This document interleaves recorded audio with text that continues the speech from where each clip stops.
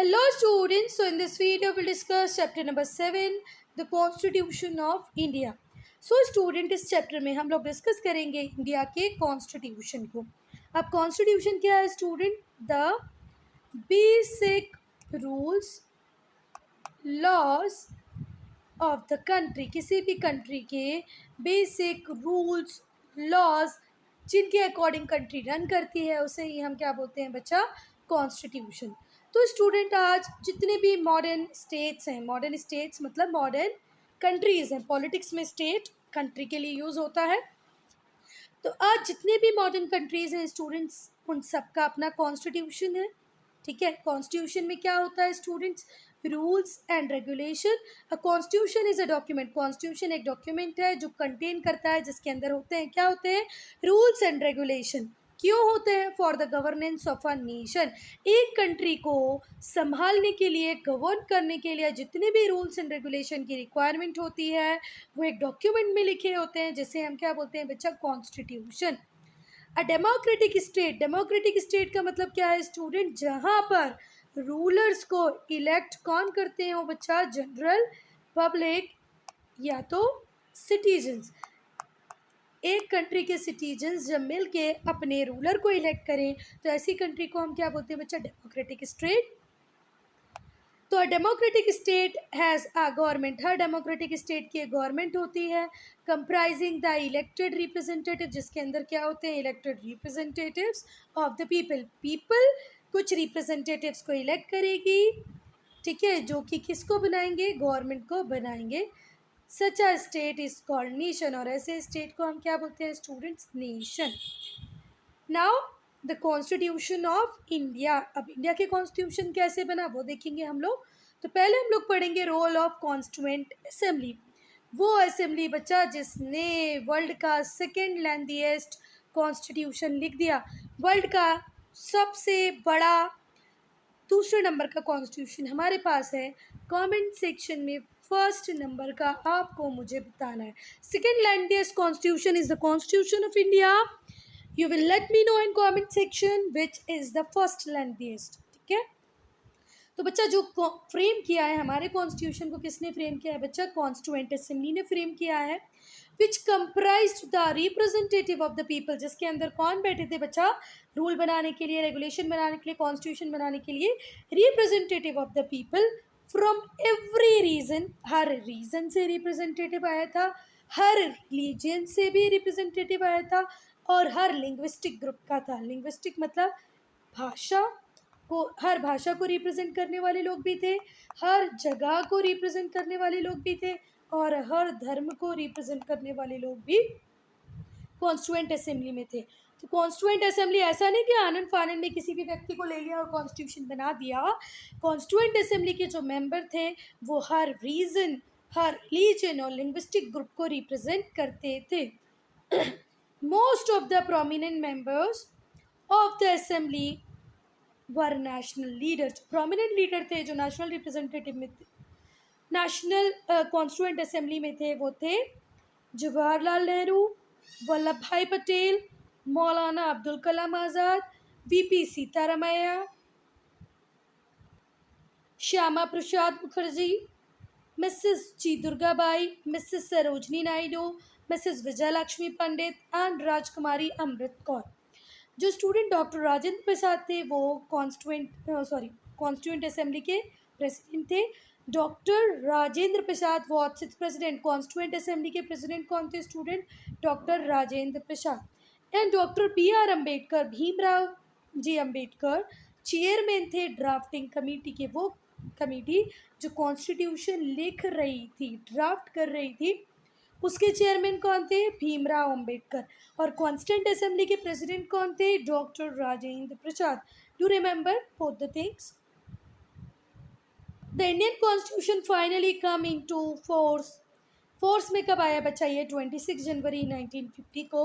और अगर पूछा जाए कि कॉन्स्टिट्यूशन बन के कब तैयार हो गया था तो वो हो गया था 26 नवंबर 1949 को. हमारा कॉन्स्टिट्यूशन बन के रेडी हो गया था बेटा, पर हम इसको फोर्स में कब लाए? 26 जनवरी 1950. ठीक हुई बात. चलो अब फैक्ट जोन देख लें. ये स्टूडेंट, तो जो कॉन्स्टिट्यूशन ड्राफ्ट करने वाली जो कॉन्स्टिट्यूएंट असेंबली थी, इसको इलेक्ट किया गया था प्रोविजनल असेंबलीज में। जो मेंबर इलेक्ट होके आए प्रोविजनल असेंबलीज में, स्टेट असेंबलीज में बच्चा, जो लोग इलेक्ट होके आए थे उन्होंने इलेक्ट किया था कॉन्स्टिट्यूएंट असेंबली के लोगों को। आए बात समझ में? Second, the member, total member थे 389, क्योंकि ये 46 से काम करने लग गई थी बच्चा। 46 में टोटल मेंबर थे 389, ठीक है, पर बाद में ये सिर्फ 299 रह गए। क्यों रह गए? क्योंकि इंडिया और पाकिस्तान का क्या हो गया बच्चा, पार्टीशन, ठीक है।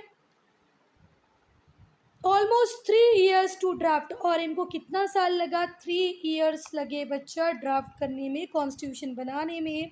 कितने सेशन होल्ड किए? 11 सेशंस होल्ड किए ओवर 165 days, ठीक है। 11 सेशंस लगे 165 डेज में। टोटल सेशंस कितने लगे? 11, कितने दिनों में? 165 डेज में। 165 डेज मतलब लोग मिले, 11 सेशन हुए, और 26 नवंबर 1949 को हमारा कॉन्स्टिट्यूशन बन के रेडी हो गया था, पर उसको फोर्स में लेके आए 26 जनवरी 1950 को। बेटा ये जो 26 जनवरी है, ये एक हिस्टोरिकल डेट है, इसका एक हिस्टोरिकल इम्पोर्टेंस है।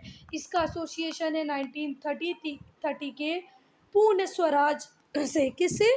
1933 में पंडित जवाहरलाल नेहरू ने डिक्लेयर किया था पूर्ण स्वराज, ठीक है। इस डेट से 26 जनवरी का हिस्टोरिकल इम्पोर्टेंस है, तभी हमने हमारा कॉन्स्टिट्यूशन रेडी तो 26 नवंबर 1949 को हो गया था, पर हम फोर्स में कब लाए? 26 जनवरी 1950 को, पूर्ण स्वराज की डेट को मेमोरेबल बनाने के लिए। पर हमें 1930 में पूर्ण स्वराज मिला नहीं था बच्चा, मिला 1947 में ही था। ये पूरी स्टोरी अगर आप बोलोगे कमेंट सेक्शन में तो मैं पूरा इसके ऊपर एक वीडियो बना दूंगी। ये स्टूडेंट, जो इंडिया का कॉन्स्टिट्यूशन है ये सुप्रीम लॉ है इंडिया का, इससे ऊपर कुछ भी नहीं है। तो supreme law of India is constitution. It lays the entire framework of the government, it laid on the entire framework of the government. हमारी सरकार कैसे काम करेगी, कितने लेवल होंगे, ये सब कुछ इसमें बहुत क्लियरली मेंशन्ड है। सो स्टूडेंट, हमारी गवर्नमेंट कितने लेवल पे काम करेगी, क्या किसके फंक्शंस होंगे, ड्यूटीज़ होंगे, स्ट्रक्चर कैसा होगा, procedure, power, duties of government institution, executive है, जुडिशरी है, इन सब गवर्नमेंट इंस्टीट्यूशन की ड्यूटीज़ क्या होंगी, it everything is clearly written down in our constitution, lays down in our constitution. It sets out the fundamental rights and duties of the citizen. हमारे constitution ने जो citizen है India के, उनके लिए कुछ फंडामेंटल राइट्स बनाए हैं, क्लियरली लिखे हुए हैं, और हमारी कुछ ड्यूटीज़ हैं जिनको भी क्लियरली डिफाइन किया हुआ है हमारे कॉन्स्टिट्यूशन में। Directive principle of state policy etcetera, तो क्या भी है बच्चा? हमारी स्टेट पॉलिसी के डायरेक्टिव प्रिंसिपल्स हैं, हमारे फंडामेंटल राइट्स हैं, ड्यूटीज़ हैं, गवर्नमेंट का एंटायर फ्रेमवर्क है, किसके अंदर बच्चा? कॉन्स्टिट्यूशन के अंदर। इसीलिए हम इसको क्या बोलते हैं? Supreme law. इंडिया का जो कॉन्स्टिट्यूशन है बच्चा, वो लॉन्गेस्ट रिटन कॉन्स्टिट्यूशन है पूरे वर्ल्ड का। इसमें 448 आर्टिकल्स हैं, 12 शेड्यूल्ड हैं। आई बात समझ में? इंडिया का जो कॉन्स्टिट्यूशन है वो लॉन्गेस्ट रिटन कॉन्स्टिट्यूशन है पूरे वर्ल्ड का। 448 आर्टिकल्स हैं, 12 शेड्यूल्स हैं। 448 आर्टिकल्स, 12 शेड्यूल्स, और 2019 तक स्टूडेंट्स 103 अमेंडमेंट इंडियन कॉन्स्टिट्यूशन में हो चुके थे। इंडिया का जो कॉन्स्टिट्यूशन है वो लॉन्गेस्ट कॉन्स्टिट्यूशन है, 448 आर्टिकल हैं, 12 शेड्यूल्स हैं। दिसंबर 2019 तक 103 अमेंडमेंट यहाँ पर हो चुके थे। मतलब अमेंडमेंट का मतलब होता है सुधार, पर बच्चा जब भी कॉन्स्टिट्यूशन में कोई सुधार होगा, कोई चेंज होगा, तो उसको क्या नाम देंगे? अमेंडमेंट। तो कितने अमेंडमेंट हो चुके हैं बच्चा अब तक? 103। तो स्टूडेंट हम कहाँ पर थे? यहाँ पर थे ना, 1950। On that day doctor Rajendra Prasad began his term of office as the first president. और यहीं से कौन बने बच्चा? हमारे फर्स्ट प्रेसिडेंट। तो हमारा फर्स्ट प्रेसिडेंट कब बना बच्चा? 26 जनवरी 1950 को। On that day the doctor Rajendra Prasad began his term of office as the first president of India. India के फर्स्ट प्रेसिडेंट 1950 में बने डॉक्टर राजेंद्र प्रसाद। हाँ, 26 जनवरी को हम सेलिब्रेट करते हैं रिपब्लिक डे, ये आप सबको पता होगा। Preamble of the constitution. Preamble क्या होता है बच्चा? वो शॉर्ट स्टेटमेंट होता है जिससे हम हमारे कॉन्स्टिट्यूशन को स्टार्ट करते हैं। और बच्चा कॉन्स्टिट्यूशन को प्रीएम्बल से स्टार्ट करना ये स्टार्ट किया था किस कंट्री ने? यूनाइटेड स्टेट्स ऑफ अमेरिका ने। फिर इसके बाद जितनी भी कंट्रीज़ ने अपना कॉन्स्टिट्यूशन लिखा, यूएस को फॉलो करते हुए प्रीएम्बल से ही स्टार्ट किया। प्रीएम्बल पढ़ लें एक बार। We the people of India, हम भारत के लोग भारत को क्या बनाना चाहते हैं? Sovereign, socialist, secular, democratic Republic. Sovereign मतलब हमारे इंटरनल एक्सटर्नल डिसीजन हमारे अपने होंगे, हमारे ऊपर कोई कंट्रोल नहीं होगा। सोशलिस्ट मतलब हम लोग टैक्स रिच से कलेक्ट करके पुअर पे खर्च करेंगे, मतलब सोसाइटी में इक्वालिटी लाने की कोशिश करेंगे। सेक्युलर मतलब हमारी कंट्री का कोई रिलीजियन नहीं होगा। डेमोक्रेटिक मतलब हम इलेक्शन से हमारी सरकार चुनेंगे। रिपब्लिक मतलब हमारी कंट्री का जो सबसे हाईएस्ट पोस्ट होगी वो इलेक्ट होके आएंगे, तो हमारा प्रेसिडेंट इलेक्ट होके आता है। तो हम ऐसी कंट्री बनाएंगे जिसमें हम सिक्योर करेंगे हमारे सिटीजन्स के लिए जस्टिस, वो सोशल, इकोनॉमिक, पॉलिटिकल जस्टिस देंगे, इकोनॉमिक जस्टिस, सोशल जस्टिस देंगे। लिबर्टी किस किस चीज़ की देंगे बेटा? हम thoughts, expression, believe, faith and worship. आपके जो सोचना, आप फ्री हो आप सोचने के लिए, आप अपने आप को एक्सप्रेस कर सकते हो। आपके बिलीफ, फेथ, आपके पूजा करने का तरीका, आप इन सब के आपको लिबर्टी है। इक्वलिटी मिलेगी स्टेटस की और अपॉर्चुनिटीज़ की। We the people of India are equal, कोई भी गवर्नमेंट जॉब होगी उस सब के लिए हम इक्वली अप्लाई कर सकते हैं। And to promote among them all, और इन सबको लोगों के बीच में प्रमोट करना ही कॉन्स्टिट्यूशन का एम है। फ्रेटर्निटी मोस्ट इम्पॉर्टेंट, ये हर इंडिविजुअल की डिग्निटी को एश्योर करवाता है और हमारी कंट्री की इंटीग्रिटी, यूनिटी उसको भी संभाल के रखता है। फ्रेटर्निटी मीन्स कैसे फीलिंग कि we all are associated, we the brother and sisters. और बच्चा हम लोगों ने 26 डे ऑफ नवंबर के 26 डे को 1949 में हमारा कॉन्स्टिट्यूशन कंप्लीट कर लिया था, ठीक है। और हमारी कंट्री को क्या मिल गया था? एक हमारा अपना खुद का कॉन्स्टिट्यूशन। प्रीएम्बल डिक्लेयर करता है कि जो हमारा स्टेट होगा, स्टेट ऑफ इंडिया या इंडिया जो कंट्री होगी वो इंडिपेंडेंट होगी, कोई भी फॉरेन रूल के अंदर में नहीं होगी, ठीक है। कोई भी फॉरेन कंट्री हमारी इंटरनल पॉलिटिक्स को, एक्सटर्नल रिलेशंस को डोमिनेट नहीं करेगा, ठीक है। प्रीएम्बल में ही डिक्लेयर है कि हम एक सोवरेन नेशन है। सोवरेन नेशन का मतलब क्या होगा? No external internal influence from any of the foreign power, henceforth it's a sovereign state. India एक सोवरेन स्टेट बन गया। बेटा जब हमारी जितनी भी इंटरनल पॉलिसीज़ हैं, एक्सटर्नल पॉलिसीज़ हैं, जब हम खुद बनाएं बिना किसी फॉरेन कंट्री के इन्फ्लुएंस या कंट्रोल के, तो उसे क्या बोलेंगे कि भैया आप एक सोवरेन नेशन हो, अपने डिसीजंस खुद लेते हो। फिर हमने जोड़ा सोशलिस्ट। सोशलिस्ट का मतलब है we will make such programme which will do the welfare of the people. हम कुछ ऐसे प्रोग्राम्स लेके आएंगे बच्चा जिससे लोगों की भलाई हो। हम लोग देखते हैं रिच हैं, वो तो बहुत ज़्यादा रिच हैं ही बच्चा, तो हम इनसे कलेक्ट करेंगे टैक्स, और ये जो टैक्स का पैसा होगा इससे हम बनाएंगे government school, government hospital, government libraries, और जिसमें जो हमारे पुअर होंगे वो आके बेनिफिट्स ले पाएंगे। This means that government would undertake policies and programme for the good of the people. लोगों की भलाई के लिए सरकार कुछ काम करेगी। ये क्या हो गया बच्चा? Socialism means government is responsible for the welfare of the people. इसका मतलब सोशलिज्म का मतलब ये हो गया कि जो स्टेट की जो ऑनरशिप होगी, means of production, land, labour, इन सब पे कंट्रोल किसका होगा बच्चा? गवर्नमेंट का। गवर्नमेंट का एम है कि वो प्रोडक्शन को ऑर्गेनाइज करेगी, डिस्ट्रीब्यूशन को ऑर्गेनाइज करेगी, किसका? नेशनल वेल्थ का, ठीक है। और डिस्ट्रीब्यूशन कैसे करवाएगी बच्चा? मोर और less equally among the population of India. India की पॉपुलेशन में इक्वल डिस्ट्रीब्यूशन करेगी वो किसका? नेशन की वेल्थ का। मतलब socialism is all about where factor of production is controlled by the government. जितनी भी फैक्टर ऑफ प्रोडक्शन है उन पे कंट्रोल रखेगी सरकार, और फिर जो भी प्रोडक्शन का अल्टीमेट रिजल्ट होगा उसको पॉपुलेशन में इक्वली डिस्ट्रीब्यूट करने की कोशिश करेगी। उसके बाद हम देखेंगे सेक्युलर। सेक्युलर का मतलब है बच्चा, हमारे इंडियन नेशन में हम सारे रिलीजन को रेस्पेक्ट करते हैं। हमारी गवर्नमेंट किसी एक रिलीजन को प्रमोट नहीं करती है। आप लोग देखना स्टूडेंट, 25 दिसंबर की भी हॉलीडे होती है, क्रिसमस की, गुरुपूरब की भी हॉलीडे होती है, तो होली का भी हॉलीडे होता है, ईद का भी हॉलीडे होता है ना स्टूडेंट। तो क्यों होता है?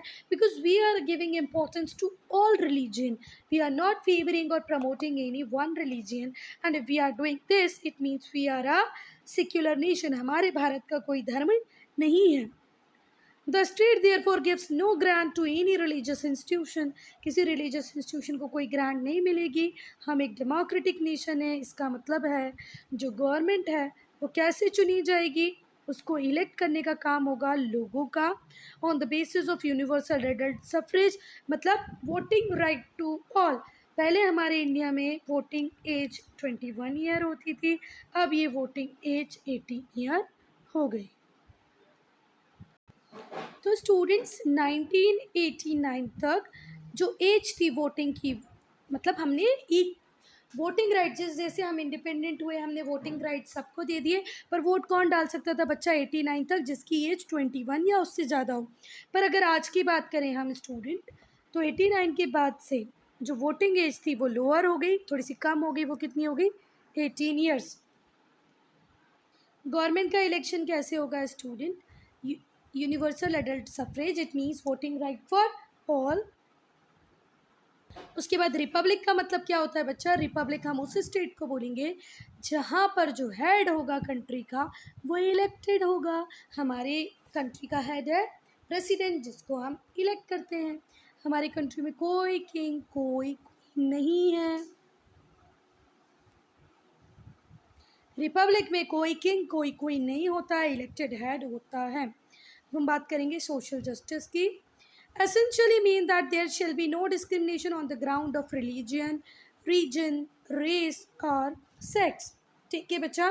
तो सोशल जस्टिस का मतलब है कि कोई भी डिस्क्रिमिनेशन, भेदभाव नहीं होगा आपके रिलीजन, आपके धर्म को लेके, आपके रीजन, आपकी जगह, जिस प्लेस से आप बिलोंग करते हैं उसको लेके, रेस को लेके और सेक्स को लेके, आप मेल हैं फीमेल हैं, इसको लेके कोई भी डिफ्रेंशिएशन, डिस्क्रिमिनेशन नहीं होगा। इकोनॉमिक जस्टिस का मतलब है nation would attempt to wipe out economic disparity. जो इकोनॉमिक डिस्पैरिटी है, रिच और पुअर के बीच में ये जो गैप है, इसको फिल करने की रिस्पॉन्सिबिलिटी किसकी होगी? गवर्नमेंट की। सो दैट ऑल सिटीजन में एंजॉय अ डिसेंट लिविंग, जिससे हमारे लोग डिसेंट लिविंग को एंजॉय कर पाएँ। This essentially implies that each family in the nation will have proper shelter. पूरी कंट्री में जितने भी लोग हैं उनके पास प्रॉपर शेल्टर होगा, फूड होगा, क्लॉथ्स होंगे, एजुकेशन होगा।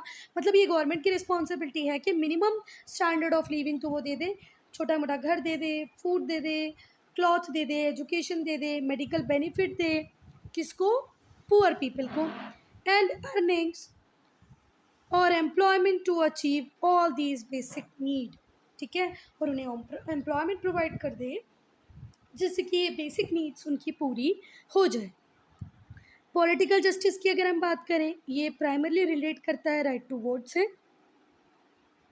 The basic means to take part in making of government that would cater the needs in the nation. मतलब यही है बच्चा कि जब भी इलेक्शंस होंगे तो हमारी कंट्री के जितने भी लोग होंगे वो इलेक्ट करेंगे किसको? चुनेंगे, करेंगे किसको? हमारी गवर्नमेंट को, जो हमारे नेशन के लिए काम करेगी। टू सेट्स ऑफ गवर्नमेंट हमारी कंट्री में, टू सेट्स नहीं बच्चा, हमारी कंट्री में 3 सेट्स ऑफ गवर्नमेंट है। एक है सेंट्रल गवर्नमेंट, पूरी कंट्री की होती है। एग्जीक्यूटिव, प्रेसिडेंट, प्राइम मिनिस्टर है। लेजिस्लेचर के अंदर राज्यसभा और लोकसभा आएगी। सेंटर जो गवर्नमेंट है, सेंट्रल गवर्नमेंट है, ये सेंट्रल लेवल पे काम करेगी, पूरी कंट्री की होगी। हमारे यहाँ सेंट्रल गवर्नमेंट कहाँ से काम करती है बच्चा? दिल्ली से काम करती है। एग्जीक्यूटिव में प्रेसिडेंट प्राइम मिनिस्टर आएंगे, लेजिस्लेचर में लोकसभा और राज्यसभा आएगी। स्टेट गवर्नमेंट, हर स्टेट की अपनी होगी, हमारे यहाँ 28 स्टेट है, हर स्टेट की होगी। और स्टूडेंट कुछ यूनियन टेरिटरीज भी हैं। यूनियन टेरिटरीज को डायरेक्टली कौन कंट्रोल करता है बच्चा? सेंटर। पर अगर हम बात करें कि यूनियन टेरिटरीज में भी जैसे दिल्ली हुई, पौंडीचेरी हुई, इनकी स्टेट गवर्नमेंट भी होती है बच्चा, है ना, इनके स्टेट गवर्नमेंट के लिए भी इलेक्शंस होते हैं। एग्जीक्यूटिव में आ जाएगा गवर्नर और चीफ मिनिस्टर, लेजिस्लेचर में आएगा विधान परिषद जो कि ऑप्शनल है, पर विधानसभा सबकी होगी। इंग्लिश में इसको बोलते हैं legislative assembly, Vidhan Sabha, and legislative council. Council optional है, सिर्फ 6 स्टेट है इंडिया में जिनके पास लेजिस्लेटिव काउंसिल है, बाकी सबके पास लेजिस्लेटिव असेंबली है। अब थर्ड टीयर की अगर मैं बात करूं तो आपकी बुक बता रही है बच्चा, तो हमारी कंट्री में सेंट्रल गवर्नमेंट है, स्टेट गवर्नमेंट है, और थर्ड है लोकल लेवल गवर्नमेंट। अगर आपकी टीचर बच्चा डीप में बताती है, लोकल लेवल गवर्नमेंट को बताती है, तब तो आप आंसर करना कि in India we have third tier of government और 3 लेवल्स पे गवर्नमेंट है। और अगर आपकी टीचर नहीं बताती है बच्चा, तो बुक के अकॉर्डिंग ये ही 2 लिखना, नहीं तो अननेसेसरी मार्क्स कट जाएंगे। पर जनरल नॉलेज के लिए याद रखो, in India we have 3 levels of government, centre for all the country, state for the entire state, and local level government for village की होगी तो हम इसको बोलेंगे, अगर छोटा विलेज होगा, विलेज मतलब गांव होगा तो गांव में होगी विलेज पंचायत, अगर शहर में होगा, स्मॉल सिटी होगी, तो उसको हम बोलेंगे म्युनिसिपैलिटी, और अगर बिग सिटीज़ में होगी तो हम उसको बोलेंगे म्युनिसिपल कॉरपोरेशन। आई बात समझ में? फिर से मैं लिख देती हूँ। इंडिया में 3 लेवल पे काम करती है सरकार, सेंट्रल गवर्नमेंट, दूसरा लेवल है स्टेट गवर्नमेंट, और तीसरा लेवल है लोकल लेवल गवर्नमेंट। इसमें फिर से 3 डिवीज़न हो जाएंगे बच्चा। अगर विलेज की होगी वो, तो विलेज में होगी आपकी विलेज पंचायत, अगर स्मॉल सिटीज़ होगी तो वहाँ पर होगी म्युनिसिपैलिटी, और अगर आपकी बिग सिटी होगी तो उसमें होगी म्युनिसिपल कॉरपोरेशन। बच्चा इनमें पॉपुलेशन इन दोनों में पॉपुलेशन को लेकर डिस्ट्रीब्यूशन होता है, वो हम बाद में पढ़ेंगे कि किसको म्युनिसिपैलिटी बोलेंगे, किसको म्युनिसिपल कॉरपोरेशन बोलेंगे। आज हम यहाँ पर डिस्कस इसलिए नहीं कर रहे हैं क्योंकि फर्दर जो चैप्टर्स आएंगे, आगे आने वाले चैप्टर्स, उसमें हम लोग पॉपुलेशन के बेसिस पे कहाँ पर म्युनिसिपैलिटी होगी, कहाँ पर म्युनिसिपल कॉरपोरेशन डिस्कस कर लेंगे। पर विलेज में तो होगी बच्चा village panchayat. Again, I am saying if your teacher will tell all 3 level, then only you will include it in answer, otherwise be there with 2, क्योंकि हमें बुक और टीचर के हिसाब से चलना है। Liberty of thought and expression, ये fundamental principle है बच्चा डेमोक्रेसी का। हम इंडिया में रहने वाले जो लोग हैं, हम हमारी फीलिंग्स को, हमारे ओपिनियंस को फ्रीली एक्सप्रेस कर सकते हैं, कि वो किसी भी मैटर पे हो। आप 8 to 9 जो प्राइम टाइम होता है, इस पर टेलीविज़न ऑन करो, जितने भी होंगे, भले वो आज तक हो, जी न्यूज़ हो, NDTV हो, सब पे बच्चा डिबेट चलता है। और उस डिबेट में आप गवर्नमेंट को क्रिटिसाइज़ कर सकते हो, इलेक्टेड रिप्रेजेंटेटिव को, प्राइम मिनिस्टर को, प्रेसिडेंट को क्रिटिसाइज़ कर सकते हो। यू आर वेरी फ्री, पर उसका एक साउंड ग्राउंड होना चाहिए बच्चा। ऐसे नहीं आप हर कुछ बात कर रहे हो, किसी ग्राउंड पे आप किसी को भी क्रिटिसाइज़ कर सकते हो, अपने ओपिनियंस को एक्सप्रेस कर सकते हो। इससे क्या होगा, स्टूडेंट सिटीजन्स फ्रीली अपनी बात को रख पाएंगे, गवर्नमेंट की पॉलिसीज़ के ऊपर डिस्कस कर पाएंगे, कंट्री के नेशन को, इंटरेस्ट को बता पाएंगे। फ्रीडम ऑफ बिलीफ, आप किसी भी बिलीफ को मान सकते हैं, फेथ को मान सकते हैं, किसी भी तरीके से वर्शिप कर सकते हैं, और ये सब सेक्युलरिज्म से एसोसिएटेड है। इंडिया में किसी भी रिलीजन को फेवर नहीं किया जा सकता बच्चा, हर रिलीजन को रेस्पेक्ट किया जाता है। इंडिविजुअल्स यहाँ पे फ्री हैं किसी भी फेथ, बिलीफ और कस्टम को फॉलो करने के लिए। इंडिया बच्चा एक ऐसी कंट्री है जहाँ पर बहुत सारे रिलीजन हैं, कस्टम हैं और कल्चर्स हैं। इक्वालिटी ऑफ स्टेटस का मतलब क्या है बच्चा? Opportunity implies that all India है सेम डिग्निटी। ऑल इंडियन जितने भी इंडियन लोग हैं उनकी सेम डिग्निटी है एक कंट्री में। हमारी कंट्री में वी ऑल आर इक्वल, हम सब की इक्वली क्या है डिग्निटी है। वी आर, पहले हम लोग ये पॉइंट्स पढ़ लें फिर वी आर को कंटिन्यू करेंगे। स्टूडेंट जितनी भी इंडिपेंडेंट नेशन होते हैं उन सबका कॉन्स्टिट्यूशन होता है। कॉन्स्टिट्यूशन एक डॉक्यूमेंट है जिसके अंदर रूल्स एंड रेगुलेशन लिखे होते हैं। जो प्रियम्बल होता है, शुरुआती स्टेटमेंट होता है, वो डिक्लेयर करता है बच्चा कि आपकी कंट्री के कॉन्स्टिट्यूशन के क्या गोल्स होंगे, क्या प्रिंसिपल्स होंगे। डेमोक्रेटिक नेशन, डेमोक्रेटिक नेशन में बच्चा जो सरकार होगी वो इलेक्टेड होगी। रिपब्लिक वो स्टेट है जहाँ पर इलेक्टेड हेड होगा, no monarchy. We must have equal, we must all work for unity and integrity of the nation. हम सबको बच्चा इंडिया की यूनिटी इंटेग्रिटी के लिए काम करना चाहिए। I am again saying whenever you are sending photos click very nice photos. तो स्टूडेंट हम यहाँ थे, यहाँ से पढ़ना है हमें ना। We are all of same status, हम सबका स्टेटस सेम है, हमें एक दूसरे को रेस्पेक्ट करना चाहिए कि हम सब इक्वल हैं। इस तरीके से हम एक दूसरे का रिस्पेक्ट करें, किसी को भी इन्फीरियर या किसी को भी सुपीरियर ना समझे, भाई ये बहुत अच्छा है ये बहुत बुरा है, ऐसी फीलिंग आपके अंदर होनी नहीं चाहिए। We all are equal. जो प्रियम्बल है वो डिक्लेयर करता है कि हम सब बिल्कुल फ्री हैं to avail all opportunities with regard to education and employment. जितनी भी हमारी कंट्री में एम्प्लॉयमेंट अपॉर्चुनिटीज़ हैं, एजुकेशन अपॉर्चुनिटीज़ में, उन सब में हम सब का इक्वल राइट है। पर स्टूडेंट हमारे कॉन्स्टिट्यूशन ने बच्चा कुछ सीट्स को रिजर्व किया है लेजिस्लेचर में, गवर्नमेंट एजुकेशनल इंस्टीट्यूशन में और गवर्नमेंट ऑफिसेज में। किसके लिए बच्चा? बैकवर्ड कम्युनिटीज़ थी। बहुत टाइम तक स्टूडेंट कुछ कम्युनिटीज़ को कोई भी एडवांटेज नहीं मिला इकोनॉमिक डेवलपमेंट का, उन्हें एजुकेशन नहीं मिली, उन्हें हेल्थ फैसिलिटीज़ नहीं मिली, उन्हें इक्वालिटी नहीं मिली सोसाइटी में।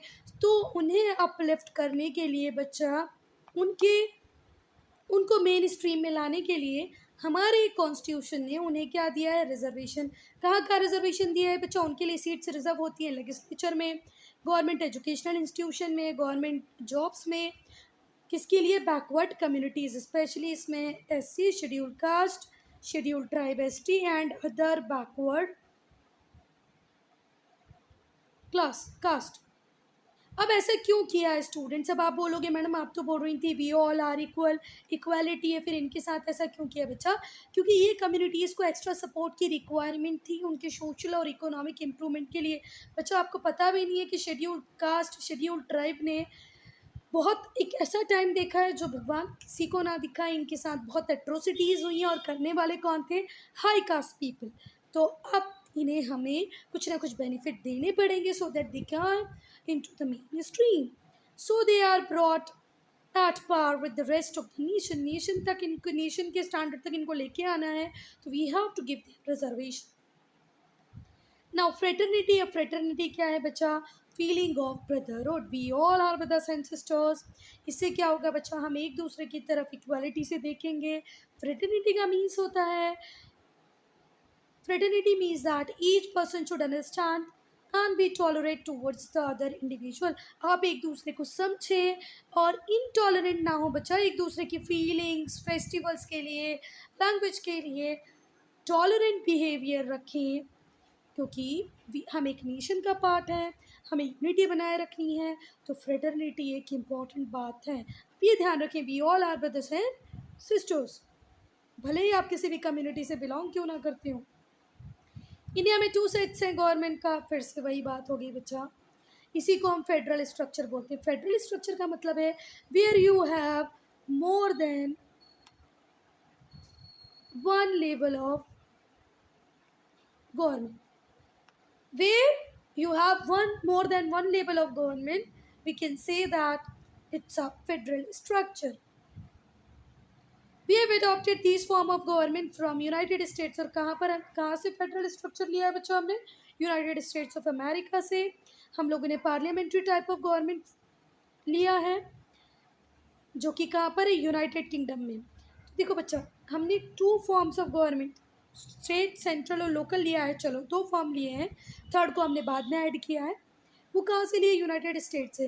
पार्लियामेंट फॉर्म ऑफ गवर्नमेंट हमने कहाँ से ली? यूनाइटेड किंगडम से। ये 1 मार्क क्वेश्चन बनता है बच्चा। हाँ, this means that executive is a part of legislature. जिसका मतलब क्या है, जो एग्जीक्यूटिव होगा वो लेजिस्लेचर का पार्ट होगा।